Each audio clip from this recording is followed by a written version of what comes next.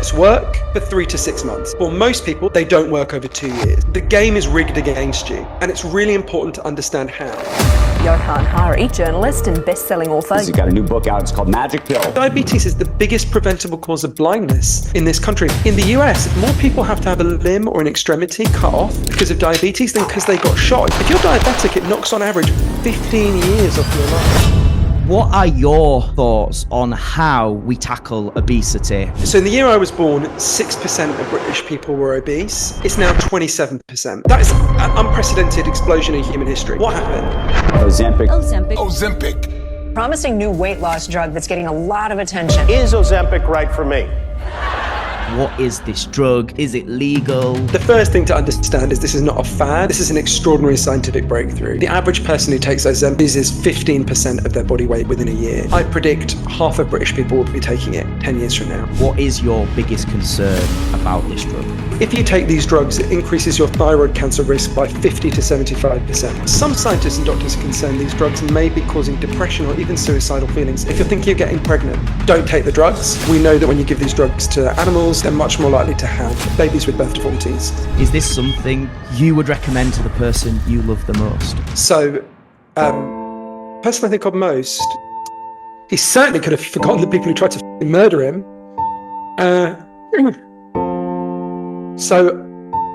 Oh, sorry, I got a bit emotional there.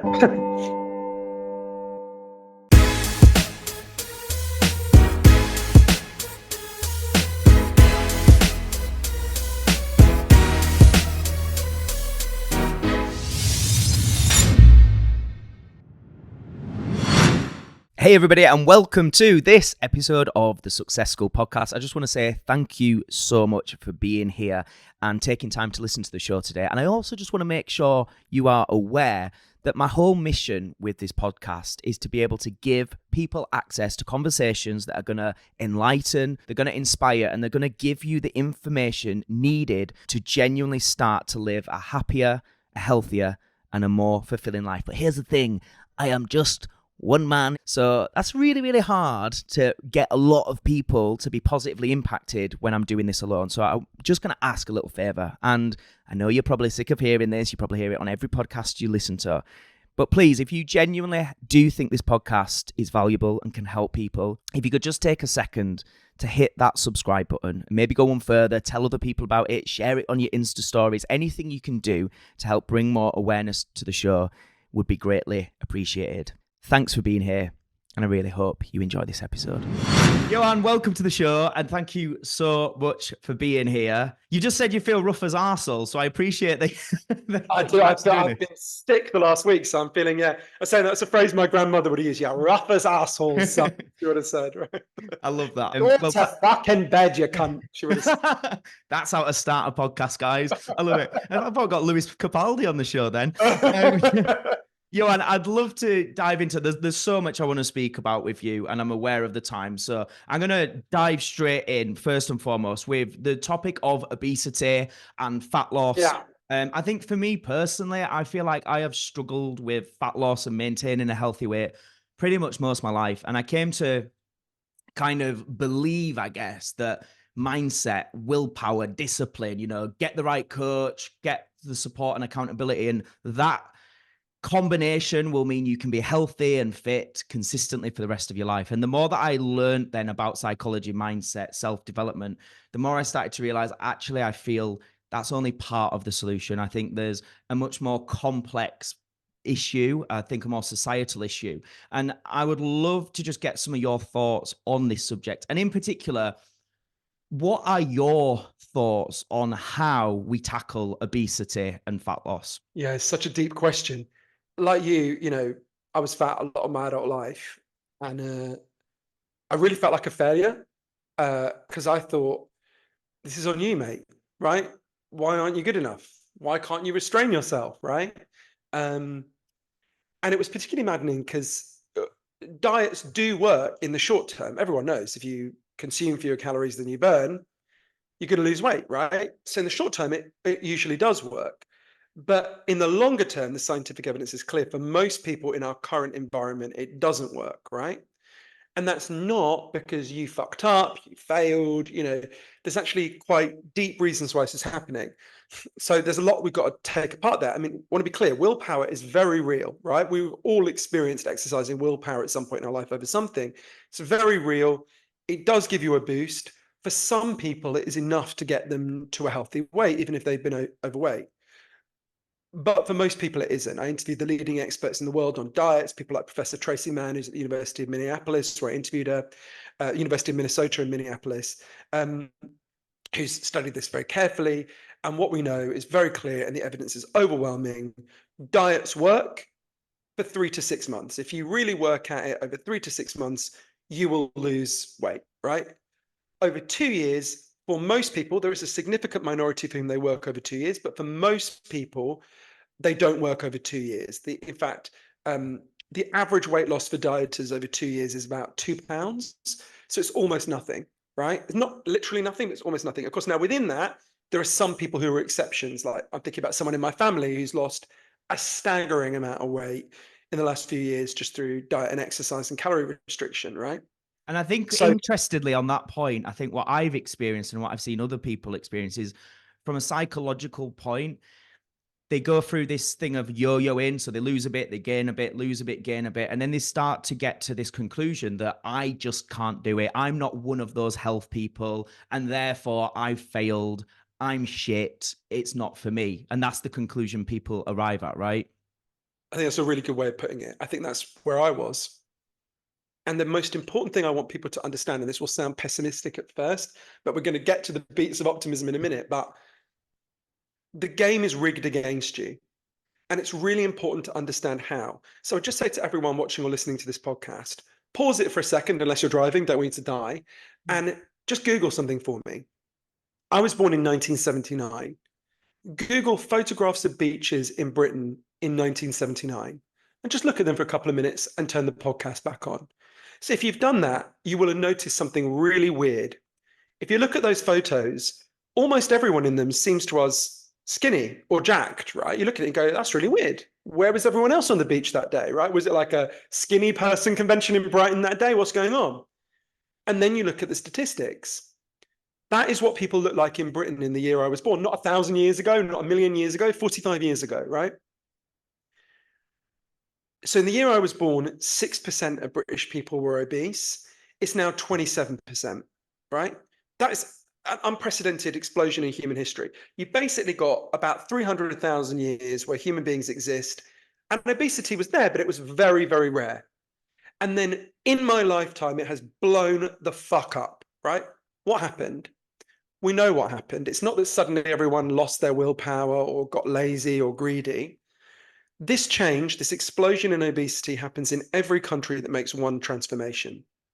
It's where people move from mostly eating fresh whole foods they prepared on the day to mostly eating processed and ultra-processed foods, which are constructed out of chemicals in labs. The process isn't even called cooking, it's called manufacturing food.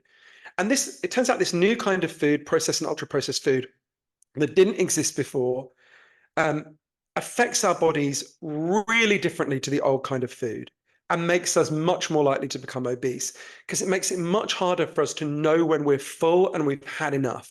And there's loads of evidence for this. I go through loads of it in my book, Magic Pill, but I'll give you an example of an experiment that to me just totally opened this up. It was done by a brilliant scientist called Dr. Paul Kenny, who's the head of neuroscience at Mount Sinai in New York. And Dr. Kenny grew up in Dublin in Ireland.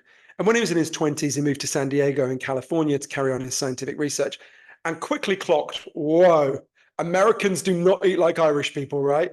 They ate much more processed and ultra-processed food. I mean, Irish people have sort of caught up now, but they ate much more processed and ultra-processed food. And within a year, he, like many a good immigrant, he adjusted. And within a year, he gained like a couple of stone. And he felt like this new kind of food he was eating that he hadn't really eaten before wasn't just changing his gut, it was changing his brain and what he wanted. So he designed an experiment to test this that I have nicknamed Cheesecake Park. It's very simple. He got a load of rats and he raised them in a cage. And all they had to eat was the kind of natural foods that rats evolved to eat over thousands of years.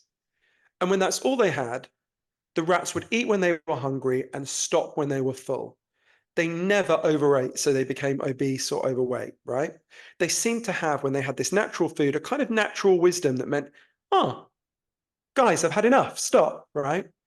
Then Professor Kenny introduced them to the American diet. He bought a load of Snickers bars, he fried up some bacon, he bought a load of cheesecake, and he put it in the cage alongside this, the healthy food.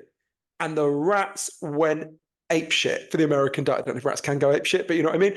They went crazy for the American diet. They would literally dive into the cheesecake and eat their way out and just completely slicked with this cheesecake, right?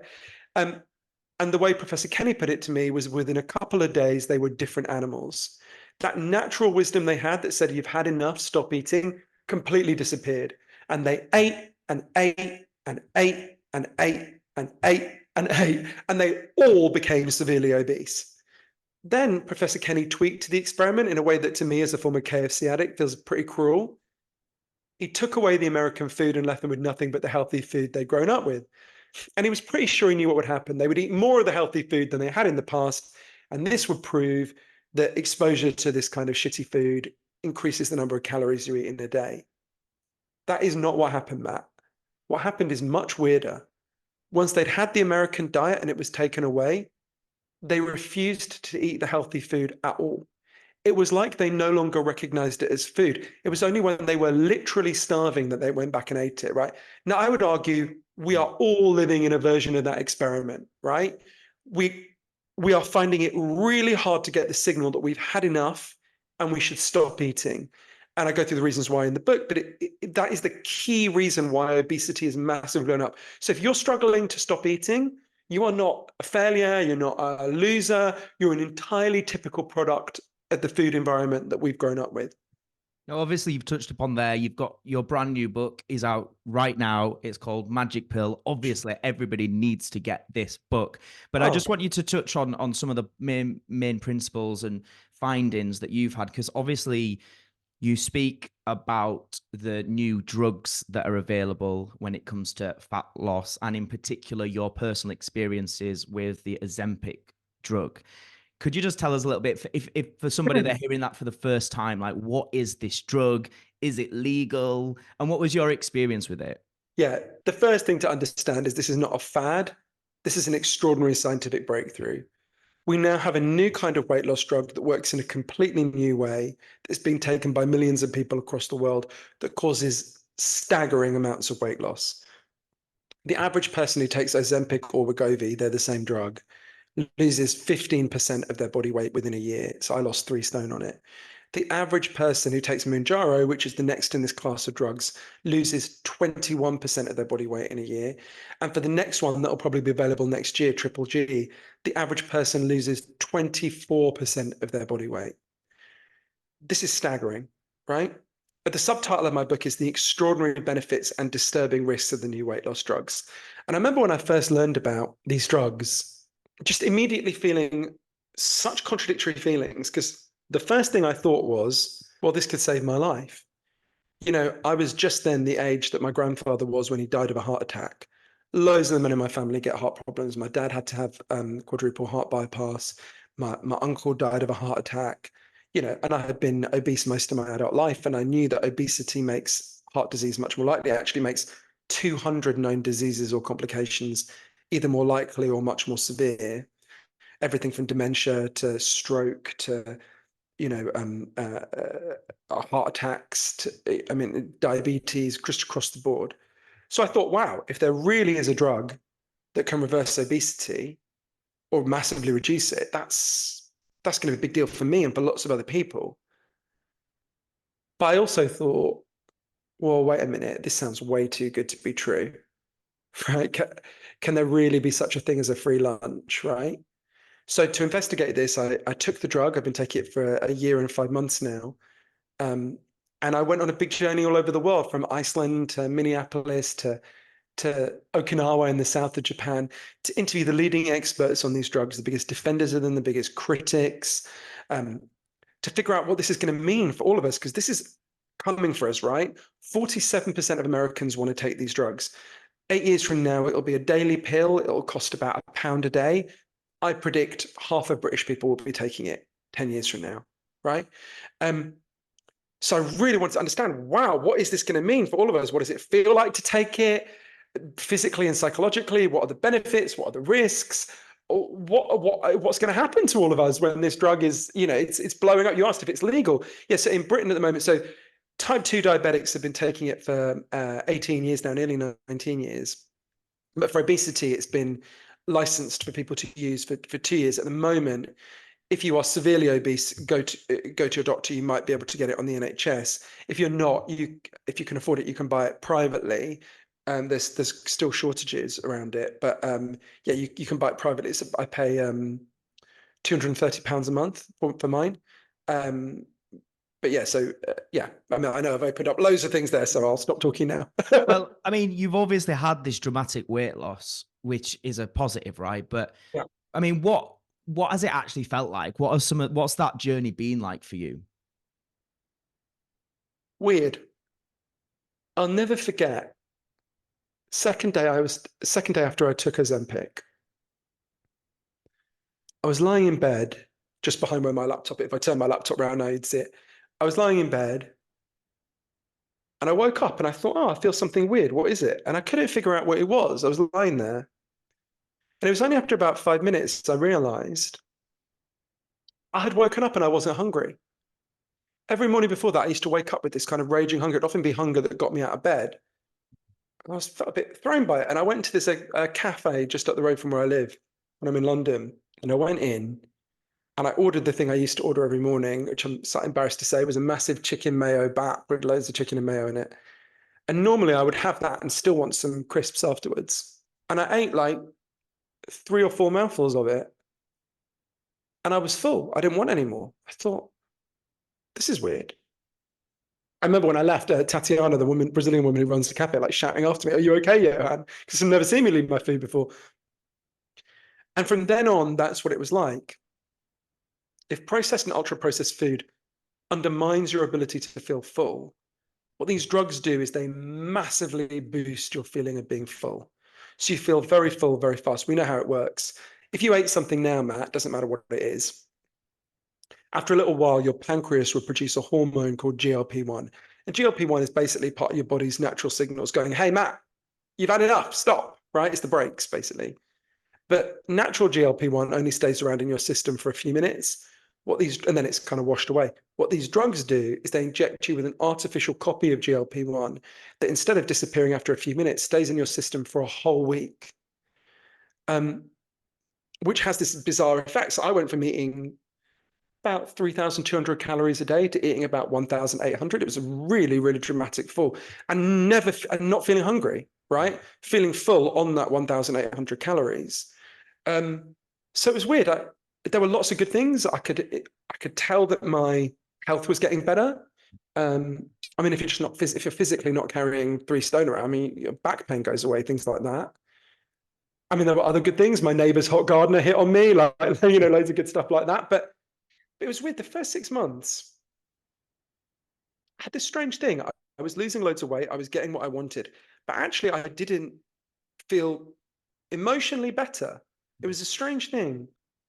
And I started to think about that. So in my book, Magic Pill, I go through the 12 risks that are associated with these drugs. And some doctors are concerned, and this is contested. I want to be clear, some other doctors don't agree, other scientists don't agree. But some scientists and doctors are concerned these drugs may be causing depression or even suicidal feelings in a minority of people who use them. Now, it wasn't that bad for me, but I had a real realization about this. So I was the first 6 months, I was feeling a little bit muted, a little bit down. And then one day I was in Vegas. I'm writing a book about a series of crimes that have been happening in Las Vegas. So I'm there a lot. And I was investigating the murder of someone that I knew and really loved. So it was very difficult and painful.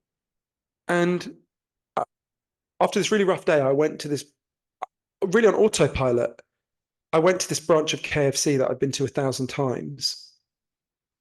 And I went in and I ordered what I would have ordered when I wasn't on Ozempic to make myself feel better. I ordered a bucket of fried chicken. And I ate one of the chicken drumsticks. And I suddenly looked at this bucket and thought, shit, I can't eat this.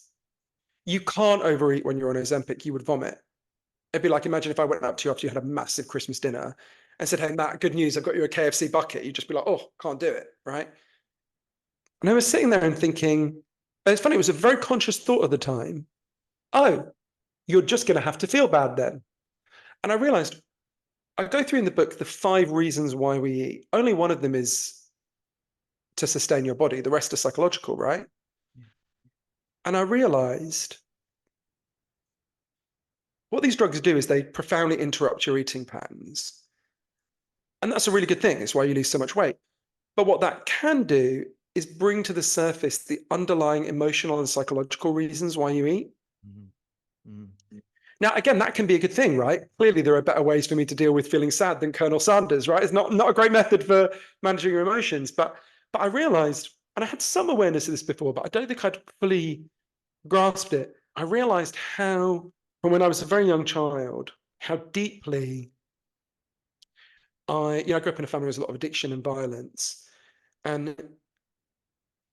obviously, when you're a small kid, you don't have that much control over it. And I realized how much I managed my emotions by stuffing myself, by numbing myself with food. And that was taken away from me by ozempic. So I think for me, I don't think that's the only thing that's going on that may be contributing to depression. I think it's the other things I go through in the book. And I have sort of come through that now. And I don't feel that way now. But yeah, so it's a real mixture of things. And I really think, I hope what my book is a guide so people can partly figure out if they want to take these drugs for themselves, what are the benefits, what are the risks, but also prepare themselves to how it feels physically and emotionally to take them. Made me think as well, just food in general, as a societal thing, it is a way of connecting with people. We can get a lot of joy from cooking, from eating. It does give us pleasure. So then I guess that does raise the question that you're touching upon there about if we remove that emotion, almost that joy, that pleasure. Yes, on one hand it's a positive in losing the body fat, but in another we're taking away something that can be enjoyed and should be enjoyed in moderation, right?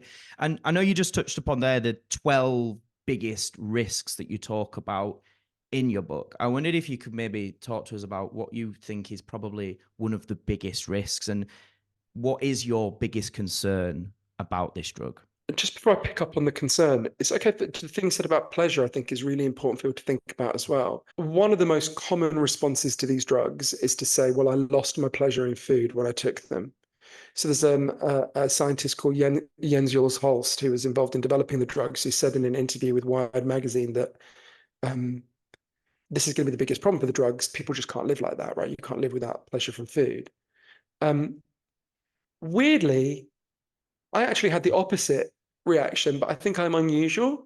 These drugs actually significantly increased my pleasure in food. And I had a realization about this. A while into taking them, I went out for dinner with one of my oldest friends. We went to a Japanese restaurant and she said to me, it's always been a bit weird going out to eat with you because you eat so much so fast, but you never seem to enjoy it. You don't seem to taste it. You don't seem to savor it.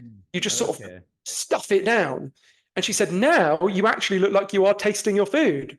And I realized because so much of the pleasure I got from food before, I don't even know if pleasure is the right word, but the comfort is more like the right way of putting it than pleasure, was from stuffing myself. And you do that quickly, right?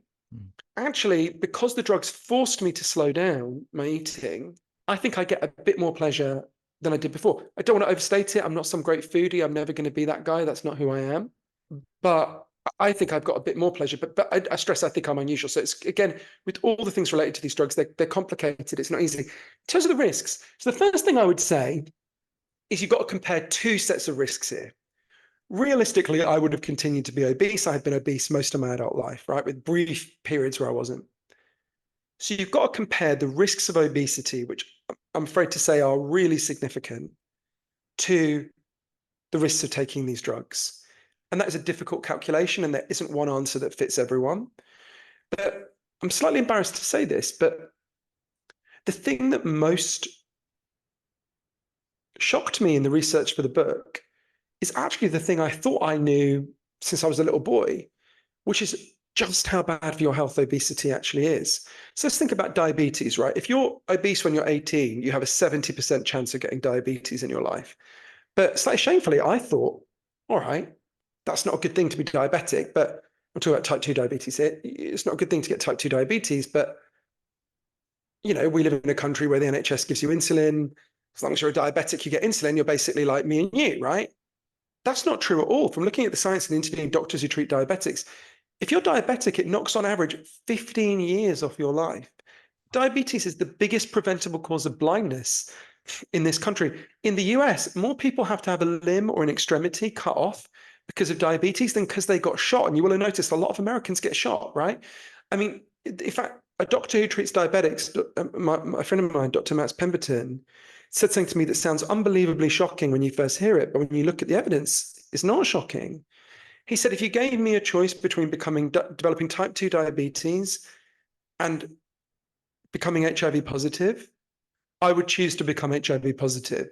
Because if you're HIV positive and you get medical treatment, you live as long as everyone else. That is absolutely not true of diabetes. You die sooner, type 2 diabetes, you die sooner.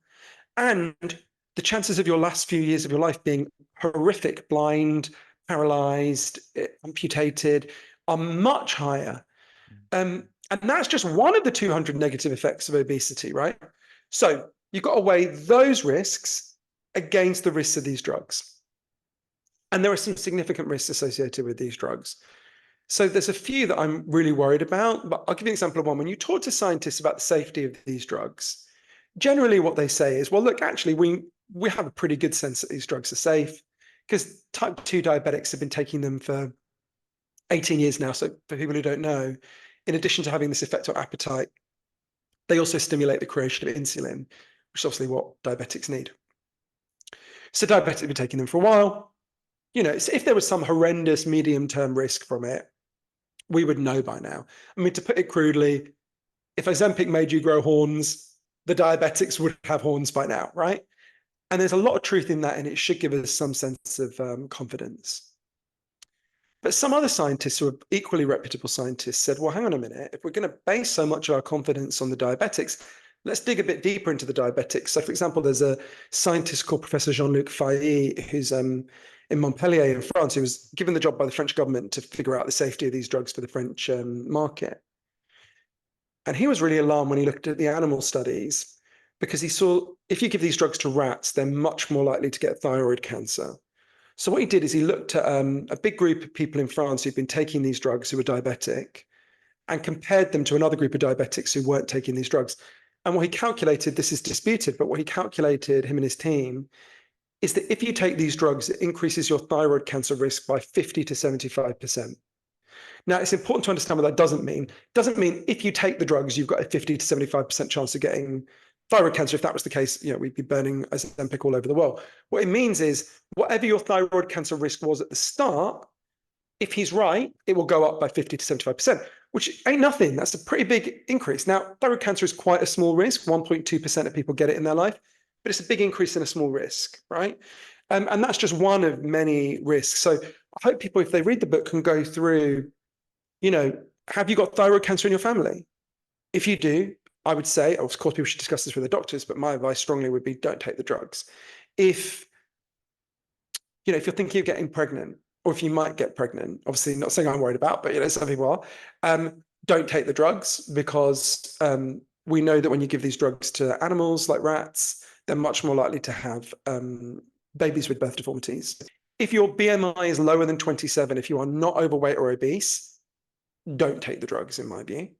I would strongly recommend you don't take drugs. And more importantly, doctors say you shouldn't take the drugs because you're taking all the risks for none of the benefits, right? And actually, there are additional risks that get added on if you become super skinny that can be, that's not good for your health either. So yeah, there's a lot there. What about the potential consequences and the impacts this is going to have for people with eating disorders? What are your thoughts on that? Yeah, this is my biggest worry about these drugs, not for myself, but for the kind of wider society. So when these drugs arrived, we already had the biggest crisis in eating disorders in British history by some measures, right? It was actually very high at the start of the pandemic, then lockdown supercharged the number of young girls who were starving themselves. It is overwhelmingly young girls. There's some young boys, but young boys generally want to be sort of bigger, whereas young girls want to be smaller if they get disordered. And it's really, really worrying because anyone who knows anyone with an eating disorder, I'm sure most people listening do, knows there's a conflict going on inside them. There's the biological part of them that wants to live and wants to eat. And then there's the psychological part of them that for complicated reasons wants to starve themselves. And what these drugs do is empower the part of you that wants to starve yourself, right? If you take these drugs and you've got an eating disorder, you can just amputate your appetite, right? And as one of the leading experts in the United States on eating disorders, Dr. Kimberly Dennis, put it to me, these drugs are rocket fuel for eating disorders. So I'm really, really worried that in addition to the huge benefits for people like me, you get a 20% reduction in heart attack or stroke if you use these drugs and you're obese, we could have this horrendous legacy of effect of it killing lots of young girls with eating disorders who otherwise would not have been able to starve themselves to death, would have been trying to starve themselves, but wouldn't have been so successful. I mean, successful in inverted commas, obviously. And there's a lot we can do to reduce that risk now. So like, I'm looking at you, Matt. I'm pretty sure you do not meet the criteria for taking these drugs, right? You look to me like you have a BMI lower than 27. But I guarantee you could go online to this afternoon and in an hour get a Zoom consultation with a doctor. A doctor's meant to check your weight on Zoom. That's fast. They can't do it. I guarantee that you could get these drugs delivered to your house tomorrow, right? If you've got enough money. So what Dr. Dennis and other experts say is you should only be able to get these drugs if you see a doctor in person. That doctor has to check that you are actually obese or overweight. If you're not, they shouldn't give it to you. And they should also be trained in detecting eating disorders and should be able to, divert you to actual help if you've got an eating disorder. If we don't do that urgently, I'm really worried that in addition to the benefits of these drugs, we're going to have these big risks. The book is called Magic Pill because there's 3 ways these drugs could be magic, right? The first way is the most obvious. They could just solve the problem, right, of obesity. And there are days when it feels like that. My whole life I've overeaten. Now I inject myself once a week in the leg, I barely feel it, and I don't overeat. It's mind-blowing. The second way they could be magic is much more disturbing. It could be like a magic trick, right? It could be that the harms of the drugs outweigh the benefits over time. I do not rule that out. The third way it could be magic is I actually think the most likely. Think about the stories of magic that we grew up with, like Aladdin, right? You find the lamp, you rub it, the genie appears, you make your wish, and your wish comes true, but never quite in the way you expected, right? These drugs are having all sorts of unpredictable effects. And one of the most disturbing unpredictable effects is the ones in relation to eating disorders. I find, like, as with all your books and your research and the content that you put out, the way that you articulate and give your viewpoints are so balanced and really allow people to make their own mind up. It's almost like you present all the different arguments and all the different pieces of data, and you enable people to make their own conclusion and do what's right for them, which I think is so needed in a world with social media that's filled with all these so-called gurus telling you this is what you should do, and it's often a load of nonsense.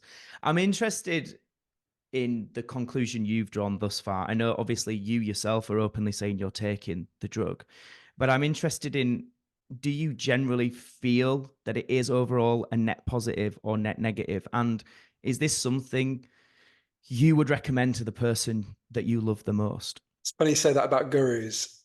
It's funny, there's like, loads of people read my books and watch my TED Talks and things, and I'm really chuffed with that. But there's a space I can never get into, which is the, a lot of people want a strict daddy guru, right? Like Jordan Peterson or something.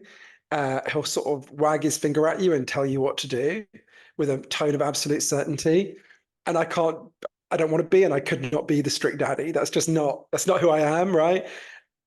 I write my books because there's something I don't understand and I want to understand it for myself. And I go on this big journey and I figure it out as best I can.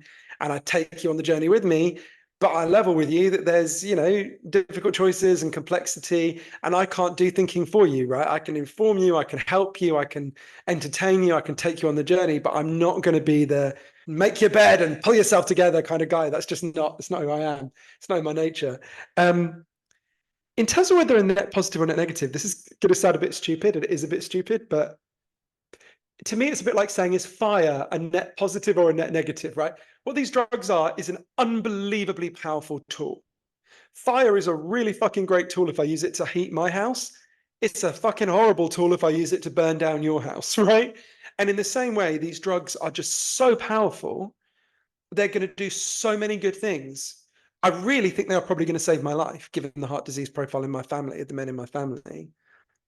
I also think they're going to do a lot of harm. And I don't know what to do about that. What I can say is the genie's out the bottle, right? There's a lot we can do to regulate them to prevent the harms. And there's a lot we can do to equip people. But I don't think there's an answer to that. How would we 20 years? So there's a chance that it will be a net harm over time, because there's a chance that the long-term risks will turn out to be really, really bad, right? So one of the biggest worries that I have is that we don't know the long-term effects of these drugs, because no one's been taking them for a super long time. So maybe they'll have some terrible effect when you get 30 years in that we just don't know about right now, right? That's perfectly possible. So there is a real chance that there's a development that means, oh, wait, it was just unequivocally a net negative. I don't think that's particularly likely, but it's definitely possible, right? And I forget, an obesity expert called Dr. Shauna Levy said to me, we don't know the long-term effects of these drugs, but we do know the long-term effects of obesity, and they are really, really bad. So bear that in mind as you try to weigh that.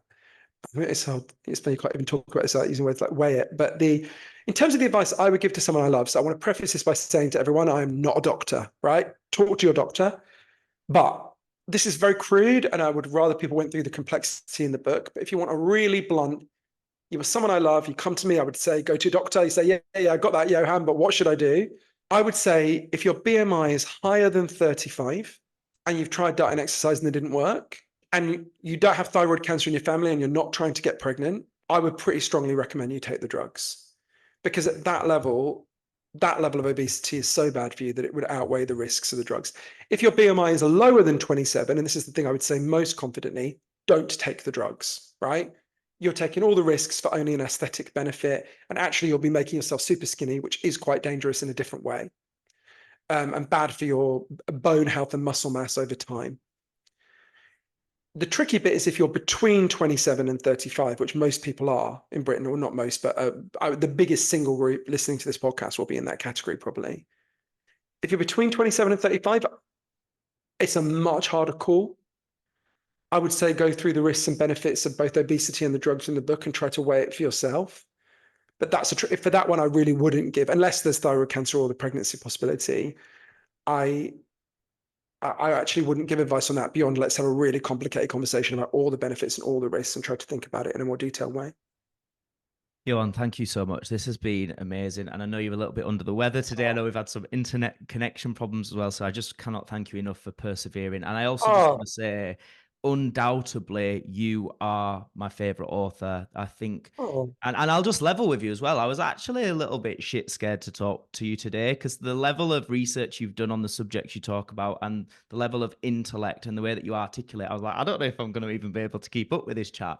But actually, the thing that you've displayed today is one of the things that I love you for is your way of being able to articulate it in a way that is easy to understand for, the everyday person like me, and help us, reach our own conclusions. That is one of the things that you've displayed today. So just thank you so much. Thanks. So I'm really chuffed by that, because I worked really hard at that, because, I was the first person in my family to go to school beyond the age of 16, go to a fancy university. I was raised by my nan, whose job was to clean toilets. She left school when she was 13. She's an incredible person. And it's really weird. And I recently watched our home videos from when I was a kid. And even when I was a little boy, I'm like Stewie in Family Guy. I have this weird posh accent. I'm talking this weird. So my mother's like, "What you fucking doing, son?" I'm like, "Oh, mother, I really find this most intolerable." It's so bizarre. Where the fuck did this accent come from? My dad's Swiss. He's got very strong. "Johann, what are you doing? Why are you talking like this?" I'm like, "Oh, father, stop this gibberish at once." So it's bizarre. Johann, where did it come from then? Where did it come I genuinely have because I'm from Edgware, North London. No one talked in this weird posh voice that I have from when I was a kid. It's bizarre. It must have been from the telly, because I didn't get it from anywhere. I wasn't hanging out with the Queen. So it's so important to me. I'm always thinking, I forget who said this, but someone said true intelligence is not making things complicated, but making them comprehensible, right? Like, the kind of cleverness I admire is where people can understand something clever and then explain it in a normal way. A lot of people make simple things complicated to try to make them sound clever. To me, that's the exact opposite of what I want to be. Just like, I don't want to be a guru, don't want to be the strict daddy. I don't want to be the fancy talking complex person who makes people feel thick. That to me is would be the worst thing. Truth is, I know that my grandmother left school when she was 13. She was really fucking clever.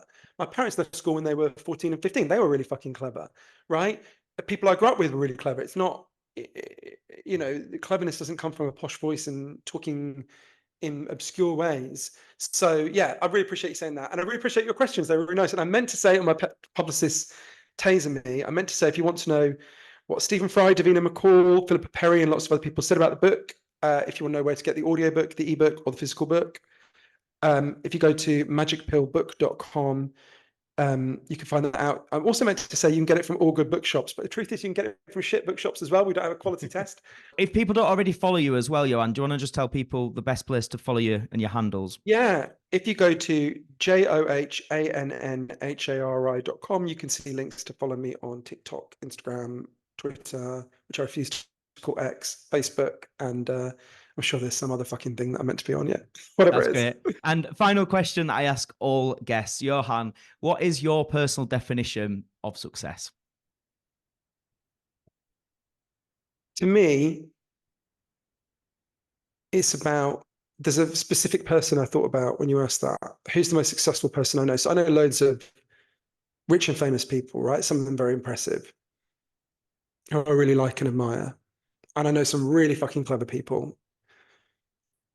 But the person I think of most is someone I talked about on another podcast, actually, but he's getting a bit pissed off with me because he's very modest and I keep talking about him. But I would say the most successful person I know is a guy called Rob Manghart in Las Vegas, who I really love. So like I said, I'm writing a book about a series of crimes that have been happening in Vegas. And for people who don't know, there's lots of people who live in the tunnels underneath the city, the drainage tunnels, lots of homeless people who live there. I've been researching this for a really long time, since 2011. Was when I first started going down there. And Rob lived in the tunnels for 7 years. He was known as Hobo Santa because he had a big beard and he used to go and steal things and hand them out to people in the tunnels. And he was, pretty unwell when he was living in the tunnels. He had an addiction problem. One day in 2017, he was a low-level dealer as well, and like a lot of people in the tunnels are. And there was a rival group of dealers who were called the Cubans, who thought he was on their patch, basically. So they lured him to the side of the railroad tracks and they hit him in the head with an axe and they broke his skull open and they dragged him to the railroad tracks and they left him there for the train to run him over. But fortunately, someone found him and saved him. And he was in hospital for, I think, 9 months. And he never went back to live in the tunnels. He turned his life around. He recovered from his addiction. And he started to work for an amazing charity that he runs now with my friend Paul Vautrinot called Shine a Light. And Shine a Light is people who used to live in the tunnels who go back to help the people who live there now. So some of it's very practical. They hand out like tampons and water and batteries for people's torches and socks. And some of it is, we'll help you. We'll get you into rehab. We'll get you housing. And all the time I've known Rob, I mean, there are hundreds of people who he's got out of the tunnels and thousands of people who he's helped, including some people that I really love. And I remember one day just before COVID, we was at the old Shine a Light offices. And Rob got a call that one of his oldest friends from the tunnels, he used to live in the tunnel with him, Pickett, had died. He was still living down there. So we went to the tunnel and the police had taken away his body, but all his stuff was still there. And whenever Rob goes to the tunnels, he always brings the supplies to hand out, and he'd done it that day. And he was handing them out and he bumped into someone who I'd not met before, a woman who had clearly knew Pickett. She was living down there. And, they hugged and they talked about Pickett for a while. And then Rob said, "Oh, who's in that tunnel further down?" And she said, "Oh, you don't want to go there." And he said, "Oh, who is it?" And then she said some names and I didn't know what he was referring to. She said, "Don't go." And he said, "Oh, I'll go. Anyway, I didn't really think about it. I don't know if it was later that day or a few days later when I listened to the audio. I said to Rob, "Oh, who are those people who are in that tunnel? Why did she say don't go down there?" And he said, "Oh, those are the Cubans who tried to kill me." And I was a bit knocked back and I said, "Well, why did you help them?" And he said, They're people just like me. And I remember thinking about Rob. I mean, I think it's all the time about him and the other people that shine a light. What a fucking high moral bar that is, right? You know, Rob's really smart. He could do loads of things. He's a great cook. He was a chef before he became homeless. He could have gone back to that world. He could have forgotten where he was. He certainly could have forgotten the people who tried to fucking murder him. So I don't know how you would define that criteria of success. I guess it's helping the most vulnerable people, being humble, being forgiving. I mean, in a way, I mean, he's so forgiving, I couldn't be like that. But so yeah, if I think about the most successful person I know, I don't think about Oprah or Noam Chomsky, or, you know, amazing as they are, or, you know, could list a load of other name droppy fancy people that I know. I would definitely name Rob and Paul. Oh, sorry, I got a bit emotional there.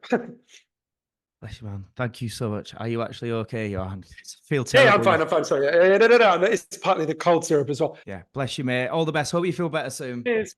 Take care. Thank you. Thanks.